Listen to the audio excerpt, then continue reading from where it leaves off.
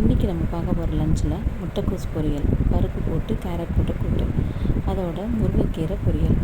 இதில் நம்ம காரக்குழம்பு, முருங்கைக்காய் போட்ட காரக்குழம்பு, அந்த முட்டைக்கோஸ் பொரியல் ப்ளஸ் கீரை ப்ளஸ் மாம்பழம், இதெல்லாம் காம்பினேஷன் செம்மையாக இருக்கும். நார்மலாக காரக்குழம்புக்கு முட்டைக்கோஸ் பொரியல் வச்சா செம்மையாக இருக்கும். இதை நம்ம மிளகாய் பொடி போட்டு பொரிக்கக்கூடாது. இதில் கொஞ்சம் பாசிப்பருப்பு, கேரட்டு, கொஞ்சம் தேங்காய் துருவல், இதை நம்ம இதை பக்குவமாக பார்த்து இறக்குனா செம்மையாக இருக்கும். இந்த முட்டைக்கோஸ் பொரியல் ஏற்கனவே எப்படி செய்கிறது அப்படின்றது எங்கள் சேனலில் நான் போட்டிருக்கேன். நீங்கள் அங்கே போய் செக் பண்ணி பாருங்கள். அதுபோல் முருங்கைக்கீரை கூட்டு எப்படி செய்கிறதுன்ட்டு ஆல்ரெடி அப்லோட் பண்ணியிருக்கோம்.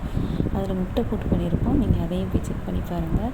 செம்மையாக இருக்கும். இந்த காம்பினேஷனில் உங்கள் வீட்டில் நீங்கள் செஞ்சு பார்த்துருந்தீங்கன்னா கீழே கமெண்ட் செக்ஷனில் கமெண்ட் பண்ணுங்கள்.